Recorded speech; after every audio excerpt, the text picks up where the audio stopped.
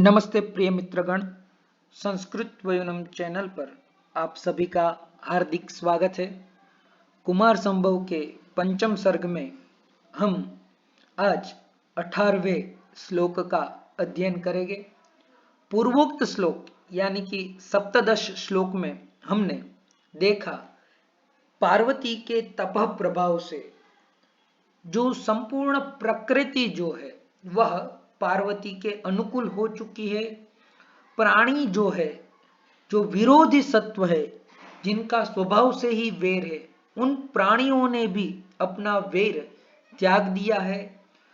पुष्प, वृक्ष वगैरह अभिष्ट और ऋतु वगैरह क्रम को छोड़कर फलोत्पत्ति करने में तत्पर बने हैं। यानी प्रकृति ने तो पार्वती का अनुकूलन कर लिया है, वह उनके तप प्रभाव से प्रभावित है।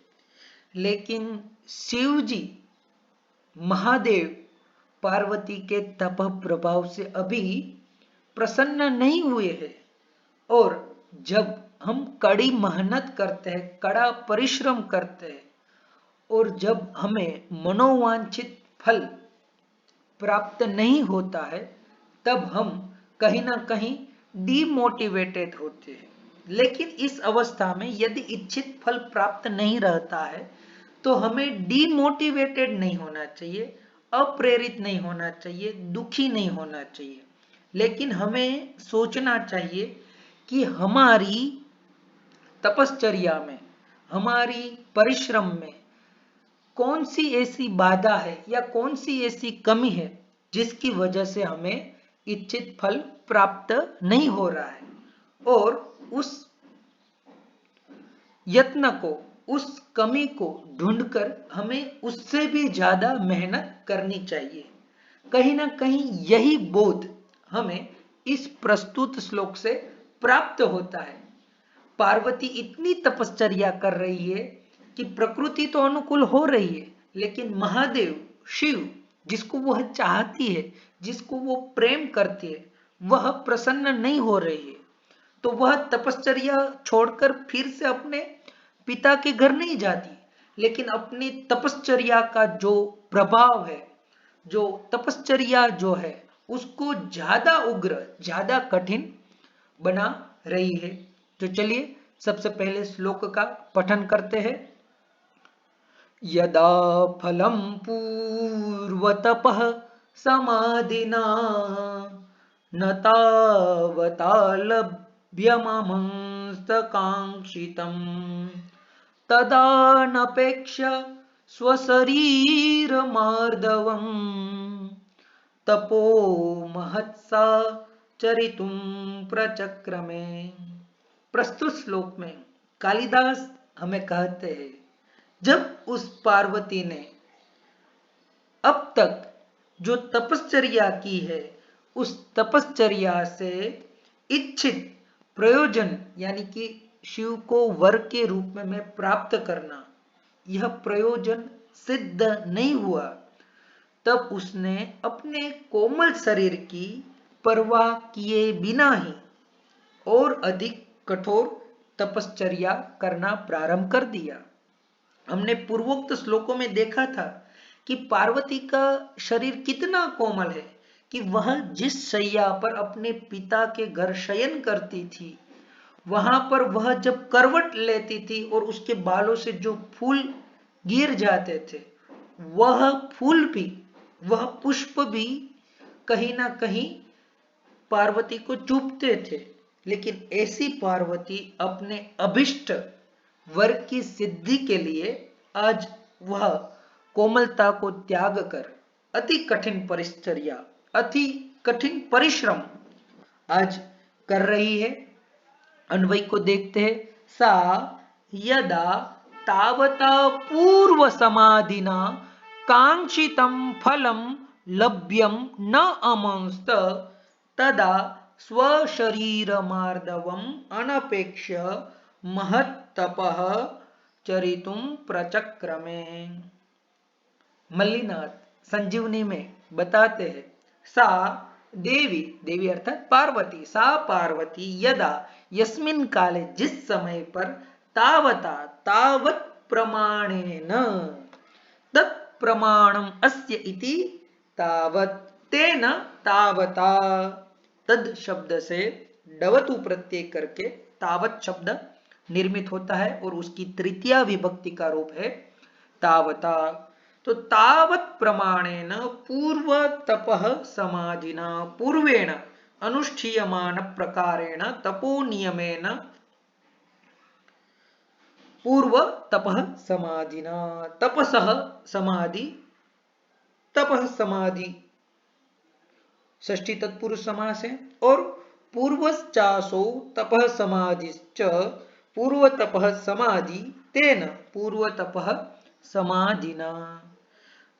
पार्वती ने जो पूर्वोक्त समय पर्यंत अभिष्ट नियमों के अनुसार तपश्चर्या की, लेकिन उसका फल प्राप्त नहीं हुआ। कांक्षितम फलम लभ्यम लब्धुम शक्यम न अमंस्त कांक्षा संजाता अस्य तत् कांक्षितम तदस्य संजादितम तारकादिव्य इतच इत सूत्र से कांक्षा शब्द से इतच प्रत्यय करके कांक्षित शब्द बनता है और लभ्यम लब धातु से कृदंत में पोरदुपदात यह ऐसा एक सूत्र है जो पवर्ग के अंत में रहने पर अद उपदा में हो ऐसा कोई धातु हो तो उससे यत प्रत्यय होता है। तो यहां पर लभ धातु है और लभ धातु में भ जो है वह प वर्ग में समाविष्ट है और भकार पूर्ववर्ती जो ल में अ है लकारोत्तरवर्ती अकार है वह अद उपदा में होने से लभ से यत प्रत्यय होकर लभ्यम यह शब्द निर्मित होता है। लब्धुम शक्यम न अमंस्त मंद धातु के लुंग लकार का प्रयोग है न अमंस्त अमंस्त अशक्यम अमंस्त इत्यर्थः। यानी पार्वती ने प्रथम पंक्ति का अर्थ है पार्वती ने आज पर्यंत जो तपश्चर्या की है लेकिन उस तपश्चर्या से अपना अभिष्ट फल सिद्ध नहीं हुआ तो वह तपश्चर्या छोड़ नहीं रही है, वह क्विट नहीं कर रही है, वह भाग नहीं रही है, लेकिन क्या कर रही है आगे बताते हैं। तदा तत्काले स्वशरीर मार्दवम अविलंबेन यानी उसी वक्त स्वशरीरस्य मार्दवम मृदुत्वम स्वस्य शरीरमिति स्वशरीरम मृदोः भावः मार्दवम शांतच्च लघु पूर्वात् इस सूत्र से मृदु इस शब्द से अण प्रत्यय करके मार्दवम यह रूप निर्मित होता है। स्वशरीरस्य मार्दवम स्वशरीर मार्दवम सोकुमार्यम अनपेक्ष न अपेक्ष इति अनपेक्ष नहीं तत्पुरुष समास अभिगणय्य महत् दुश्चरम तपः चरितुम साधयितुम प्रचक्रमे उपचक्रमे प्र उपसर्ग पूर्वक क्रमुपाद विक्षेपे धातु के लिट लकार का यह प्रयोग है प्रचक्रमे।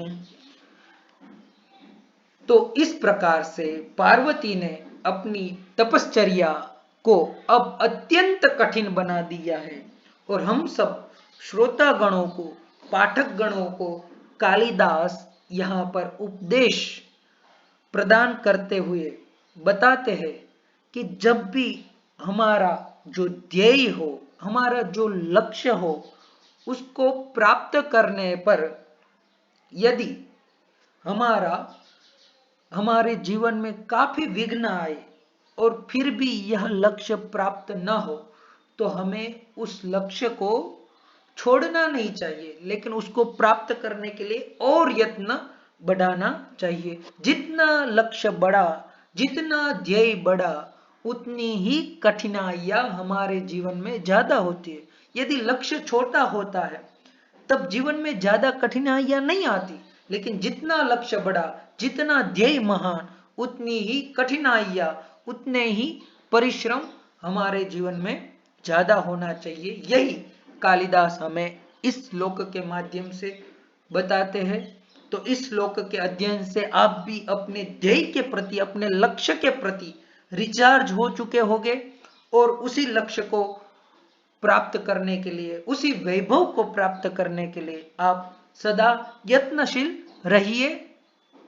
इसी मोटिवेशन के साथ, इसी श्लोक के साथ आज का यह पाठ यहाँ पर पूर्ण करते हैं। यदि आपको यह वीडियो पसंद आता है तो वीडियो को लाइक कीजिए, अपने मित्रगण, अपने सखी गण को प्रेषित कीजिए और संस्कृत वयूनम चैनल को सब्सक्राइब कीजिए। अस्तु, धन्यवादः, पुनः मिलामः।